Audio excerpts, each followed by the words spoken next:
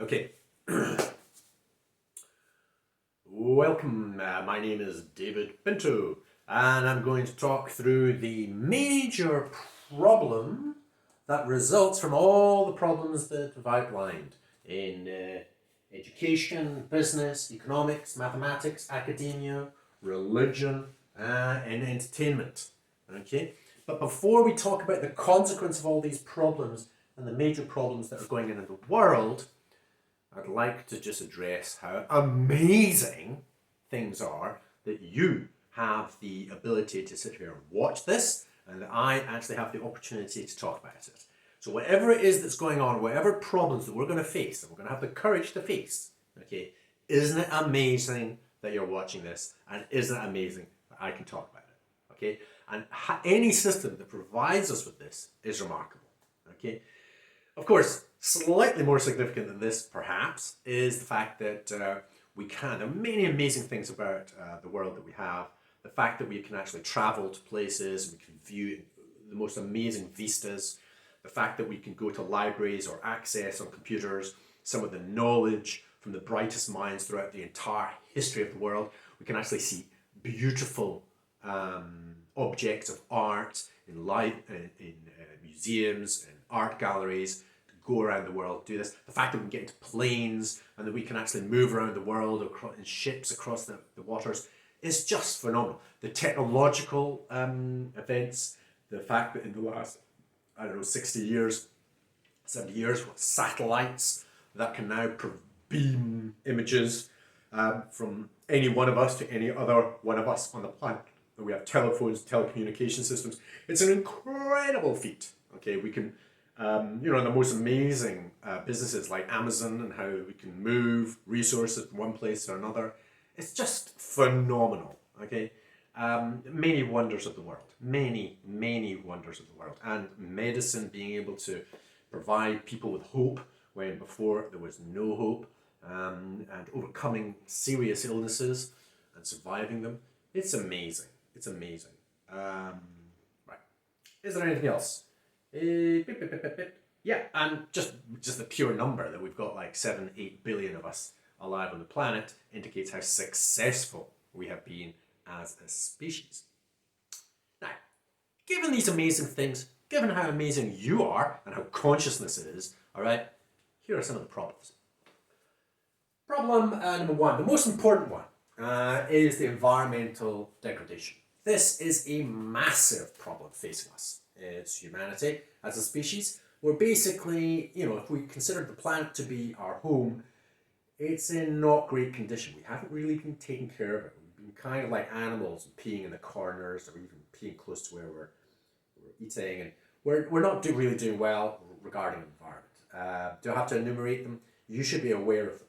Okay, not like you should be, but I expect you that you will be aware of. For example, just going to list a few, but we have to face that these are the problems. Okay, beyond whatever it is that you or I think. Okay, here's the trick. But beyond whatever it is that you or I think, it seems that the temperature is rising. Okay, it seems that there's lots of plastics in the ocean. There are microplastics everywhere. It seems that most of the land is salinated. It's going through various stages of degeneration, so that arable land, because of all the artificial fertilizers, it becomes harder and harder to grow crops. The water tables everywhere along coastlines have been dropping because of the excessive farming techniques to grow, for example, oranges around about the Mediterranean, or lemons, or in the West Coast America, California, and so on and so forth. The excessive amount of water that's drawn up from the earth in order to produce these incredibly water-rich and very tasty fruits has meant that the water tables have been gradually decreasing and not replenishing. And that's a problem for a lot of farmers. What else? Environmentally, we've got massive biodiversity. 50% of all the species have died, basically because of pollution and because we've been pushing our arable exploits, agriculture and industry into the natural world. Probably the most last remaining space is probably Africa, and that is being bought by various nations in order to basically turn them into bread bins, potentially, for our ever increasing, burgeoning population. Okay, so environmentally, it's not looking great. Also, we've got acid rain. Now, I haven't heard about acid rain in recent my media. However, it was a major issue because basically pollution is going up into smoke of various kinds, and then it gets blown across borders and rains in other countries, and so there's no jurisdiction to stop that from happening currently. Now, so basically the environmental problems. Also, we're starting to see climate change, and that just means that these very small changes in temperature, for example, can alter major systems, like, for example, the thermohaline circuit, which is basically you get these circuits of movements of water because of the temperature and salination. And it's to do with the fact that the ice caps are melting just on a normal basis. And then it's to do with the circulation of water from north to south as the sun goes around as the earth goes around the sun. Okay, but as it spins, it's basically heating up around about the equator, and therefore, because of the way the heat works and temperature, it means that the fluids that are hot rise as you get the circulation in cells in the atmosphere, but you also get that in the sea. Okay, so the thermohaline circuit, well, one of the major ones is in, for example, the Atlantic, and it circulates the water from north to south or from the equator down to the South Pole.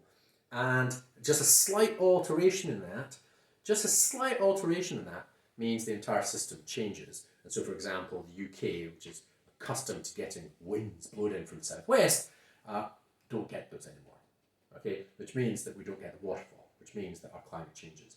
And there are other subsequent happenings with waterfall just changing and shifting, for example, in China, and they're suggesting solutions like seeding clouds with silver nitrates, which have potential problems. Anyway, so we've got environmental degradation of various kinds and changes that are occurring, and our methods of solutions. So, for example, another method of solution scientifically is not seeding clouds with silver nitrates, which gets into the water, which might poison life. Other solutions involve, for example, I've heard, spending several billion dollars spraying the Arctic ice with glass beads. Very fine, very small glass beads. And the idea is that it reflects the sun, so it doesn't heat up. So it maintains the temperature. It's like insulating it. But you can imagine having these incredibly microscopic glass beads getting into the water and then taking part in the thermohaline, and you're like, sorry, what? Is this sensible? Beads? Glass beads? And I don't know. Okay? And the problem with science is that it's very good at working out, as we pointed out, it's very good for simple systems, but it's absolutely dreadful, or it's very bad, complex systems. And so most of the solutions that people have come up with technologically to try and improve the environment usually creates other problems that were unforeseen, and so science is constantly trying to resolve the problems that basically it creates, or in fact we create, or our technology creates.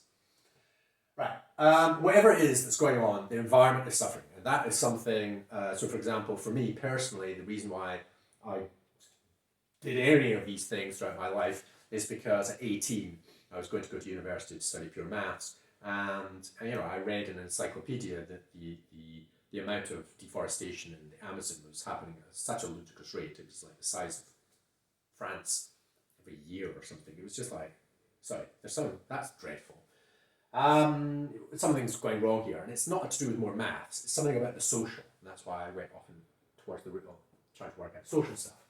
So the point is, the environmental level of degradation is happening. It's just to do with whether we think it's okay or not okay. Okay, that's an issue. I definitely think that's a massive problem. Okay, now how do we solve it? Well, politically, we don't have the United Nations. It's like the League of Nations before it. It does have certain powers, but basically it's a way, it's not a unification. People are at the table, but it's not a unified body. And they don't really have any policing methods. They don't actually have the instrument to control. Basically, it doesn't have it's attempting to be a sea state, but it doesn't work because there is no external form of control and there's no international police force. And so it's tricky. Okay, so we've got this political instability, and that's globally. We also, within countries, for example, the US recently with Trump and so on, that's been politically unstable. And of course, we've got religious differences, and that also maintains certain levels of instability politically. The Middle East is still a hotspot, and so on and so forth. In the Far East, we've got China increasing its power, validly, I think, but affecting the politics within the Pacific Rim. Economic disparity. Now, this happens to be, I think, underlies the political instability. Okay, so although we've agreed, a way to think about the environmental degradation is: have we been able to agree that there is environmental destruction, and can we correct it? And there have been agreements, various accords, 20 years ago, 5 years ago, and so on and so forth, Kyoto conventions, and so on and so forth. But they haven't really, they've succeeded in some form to improve the environment, but because of technology, because we're progressing, because of money and how it works and various things, it means that the political instability continues. The political instability indicates that we cannot solve that. Okay. Also, this sits on top of an economic platform, which I've indicated, and the economic disparity means that basically there are some countries that are poor, some countries that are well off, and that seems to be the remainder. It seems to be the case. It doesn't matter what happens. And it's something to do with their economic relationships. It's something to do with the fact that, for example, Britain managed to succeed in its industrial evolution, and Europe did so. And we did it so well that our parents' worked in factories, just like many of the people in the world are working in factories. And the efforts that they put in then means that the UK is doing quite well financially, and we have houses, we have all the things that we've produced, but the actual economic ties to everybody else has maintained. So we have this colonial kind of like relationship, and the West has this kind of relationship with developing countries, and the developing countries are kind of, extracting their foods, their resources, and so on and so forth, and giving very little back, and so they're still having difficulties. And we are generous enough to try and give them aid. Okay, and it's not pleasant, but that's happening globally. But it's also happening nationally. Even in the UK, for example, we've had the first time in 50 years or something where we've received UN food aid. Okay, UN food aid within the UK. There are problems within even well-developed countries, and it's just odd. Or within cities, we've got people that are driving around ludicrous cars or have several cars and a house, maybe several houses, and there are people that are destitute, poor, or living in, through no fault of their own, caught up within cycles of poverty and mental ill health and various practices that are not helpful. Okay, so we've got economic disparity. It's definitely not a fair game, okay, economically. In order to try and solve these things, you would have thought, well, part of the problem is the fact that science, which is meant to be one of the great things that we've come up with and all this technology and everything else, but it's a political football. It's a political football. So even the things that I'm suggesting there are questionable. People argue about it, okay? And, the politics is a different game. Science is just a part of the politics and the economics. The economics is the game that people are playing, and the politics on top of it, and science is just a sub-game within it. And for some reason or other, science hasn't quite understood that. And social science hasn't been able to empower science to be able to even for us to even validate that there is an environmental level of problem that we all globally need to solve. We just don't have the social science to prevent science from becoming a political football. So even on your news and media, it was an environment, oh my God, everything's a disaster because there's a bunch of fires. And then the next time, oh, it's the coronavirus. And then the next time, oh, it's some political issue. Oh, it's some, and it's so on and so forth. And so the whole thing, science just gets subsumed as being one of the things in an endless number of factors that we have to deal with. And so therefore, that's a problem in itself. It's probably more like an academic problem, but I put it here because it's a major problem. That science and all its amazing things, it's a fundamental to Western development and culture, actually is just a political football. And ultimately, it's this one. This one is probably the most important one, and you can hardly read it in the Irish Right? Insufficient or insufficient, ineffective. We're going to change that. Ineffective institutional solutions. Ineffective institutional solutions.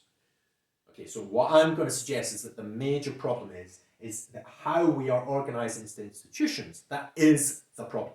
We cannot solve this because we are in institutional organizations and we attempt to. Any kind of power is manifested through some kind of governing institutional body, whether it's a government or the UN or a company, a transnational, or any body trying to do anything to resolve these levels of problems is working within the boundaries of an institution and therefore suffer from that. And that is the problem.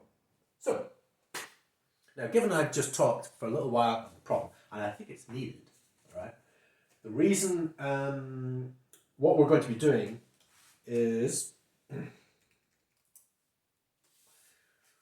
we're facing this problem. Now, I'm going to be, the next kind of stage to this is, it's not, okay, we're going to be looking at alternative solutions. Now, am I going to name it? No, okay. There's a couple of things that might be useful for us to understand though.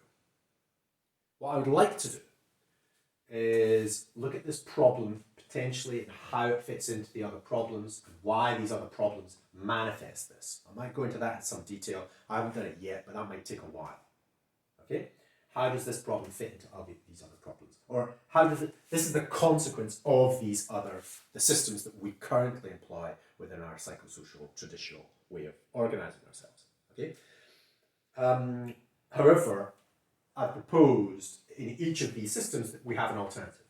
We have an alternative. Okay?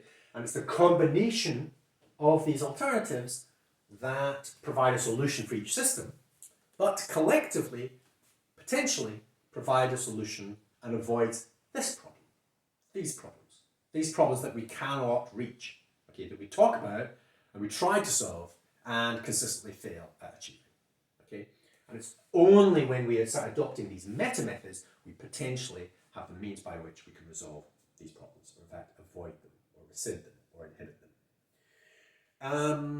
So I think I'm going to spend a little bit of time doing that. Okay, and if you want to, I haven't done it yet, but if you want to, you'll be able to look at that sequence. Okay, to go, okay, so how are these problems manifested? Because I still don't believe that it's because of the way that we run academia, how we do mathematics, what economics is, how business we run business, why education, how it works, entertainment, or religion. I don't actually understand why just these systems that are traditional and we're operating in, why do they contribute to environmental degradation, political instability, economic disparity, and insufficient institutional solutions? Why can't we, why?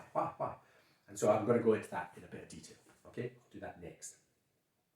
However, the objective is not to go in that direction, not to detail the problems, okay, or even detail on the solutions, because there is no definitive solution here. Okay, the solution is in you and me. It's a network solution.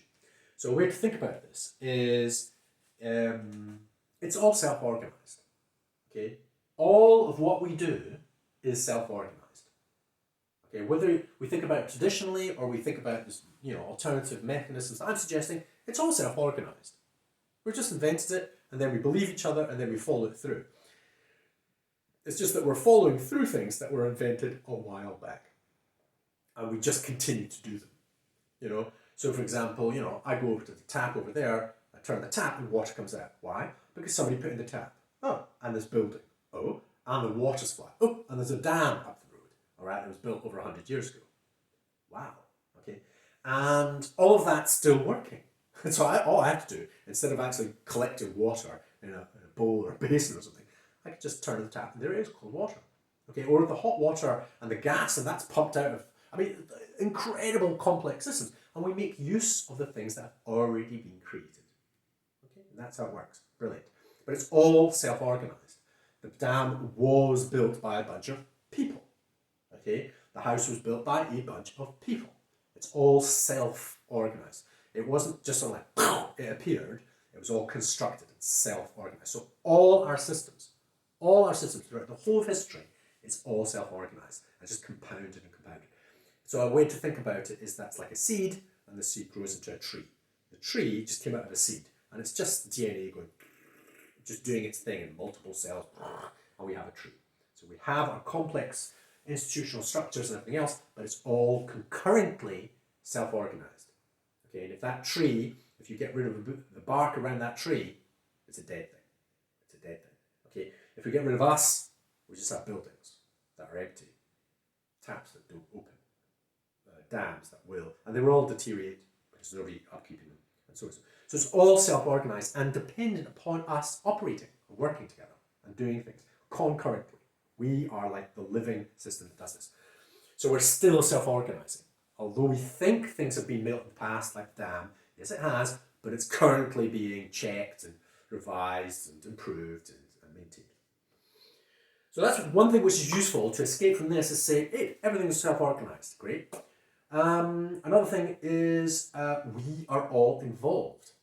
Okay, there's an interdependence going on here regarding me just turning on the tap or you turning on your tap. And the number of people involved, or going to a shop, the number of people involved to just get you an apple is just phenomenal. I mean, phenomenal. And the time that it took to plant and to seeds and to gather the apples and put the apples into trucks and then to take them to various places and then ship them about the place and eventually get into a shop, and you go there and it's delivered and there you have it and it's an apple, and then you give it out, you give it to your son or daughter or friend, or you eat it yourself, and it's like all the time and the people and the sun that went on the apple and everything's just like phenomenal. And that's just every single thing. Okay, this is beaming from various satellites and so on and so forth. The effort in putting the mining, the ore, and the processing it, and building things and constructing it, and rockets, and it's just unbelievable. It's incalculable, all right? But it involves all of us, all right? And if you start thinking about the self-organized, any kind of solution, right, to these problems involves all of us. Whether you're part, you think you're part of it, anybody thinks they're part of it or not, we are. We are. We are all part of the whole planet, the whole problem. So what's the idea? If you're not part of the solution, you're part of the problem. We're both. We're part of the problem, we're part of the solution. It's just a matter of what can we do? So what we're doing here is we're creating the space, right? We're creating a space. I'm going to rub this out, and I might at some point or other rub out the problem things, okay? So that basically we've cleared up a space. What we're trying to do is we're trying to create a buffer zone, okay? Just for us during this this period, to just create the space in our minds to conceive of a space. Just have the space, okay? So it's a bit like over here with the hydrophilic, hydrophobic lipids creating a little space within. Okay, so the hydrophobic heads of lipids are in the center, hydrophilic are in the water, and it creates a little space. And in fact, a little bit more sophisticated than that is that there might be one or two that end up inside, and they create a boundary on the inside. So there's water inside, there's water outside, and there's this boundary. And that little bubble of oil is effectively the basis of an organism, of a single cell. Okay, but it creates space. And what we're doing here is we're creating space in our psychosocial flow. Okay, so wherever you are, in your industry, whatever you're working on, whatever you think, whatever you believe, or what, it's you, person before you, them, person you're going to give this to, them, me. We're all just in this flux and flow of each other's movements and thinkings and actions. Fine. But what we're doing here during this time is to go, wait a minute, what's going on?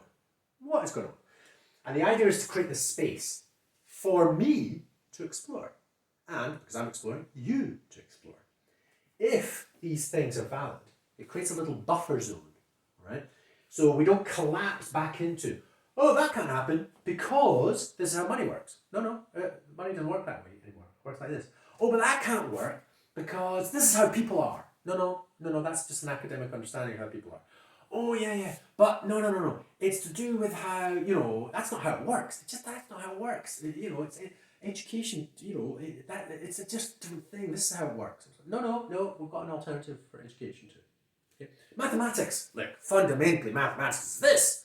No, actually, no, it's not about just science, and it's not just about pure form, it's about us thinking about that. All right, so we're creating this space so that we're no longer collapsing back to the current psychosocial traditional behaviors that we are experiencing and we think. And we're just trying to create this little bubble in our heads in order to resolve this. So we're going to wipe that away. So we're going to have a nice little space for us to think. But better than that, is that we're actually practicing some of these things. So we're actually conducting an experiment while we're participating. So it's no longer just a video about something, because that's part of the problems.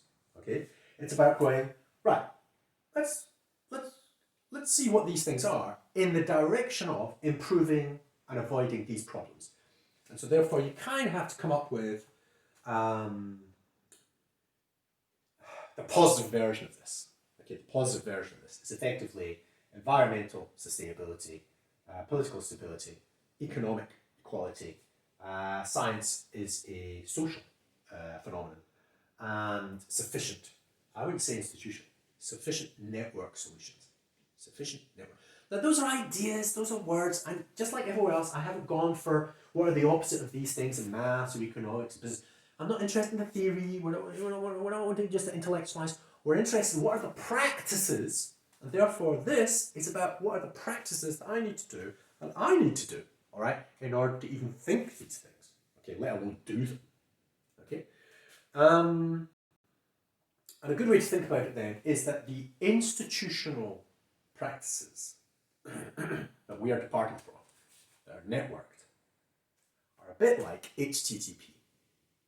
Okay, so the beginning of HTTP was Berners-Lee just created this code and then he gave it away free. Okay, and then other people could use HTTP and then plug in their modem, HTTP, oh look, and the internet grew. And we know what's happened to the world because of that. All right? Now, that's the kind of solutions we need. Okay, networky solutions where you and your friend before you and friend after, we do things. And by doing these things, this bubble increases in terms of our experience. So we don't just have these little bubbles in our heads, we actually have it between us socially. Okay, that's the principle of it. So think about it as HTTP. But remember, HTTP has been segregated. I mean, it's been 20 years since the dot-com bubble burst. And we've got, I can't remember, it's not Solus. We've got various different internets basically in the world. Okay, China being the biggest one with a firewall. So HTTP is not a universal thing. Okay, we do not have a fully distributed internet. Okay, we do not really have a global network. Okay, we almost did, but because of politics, we don't. So we missed that boat. That was an opportunity, but we missed it. Okay, we got it wrong, and it's fallen. And there are various countries now that regulate their own internets. Okay, and that's an ongoing process of geopolitics and economics. So, for example, it used to be that you could just watch a YouTube video, it was great, and then it became, oh, you can't watch this video in your area, geopolitical area. Oh, okay. And so HTTP was amazing, but it's the current traditional systems have invaded upon it. Twitter, for example, is another example. Oh wow, just look, Twitter everywhere globally. No, you've got separate organizations, and you've got Twitter equivalents within organizations or within countries, and we've seen the effect of them. We've seen, for example, the Arab Spring. Oh wow! But actually, it was just us observing, and we didn't have enough of the other systems to be able to assist in a transformation that was sustainable. Okay, so it failed.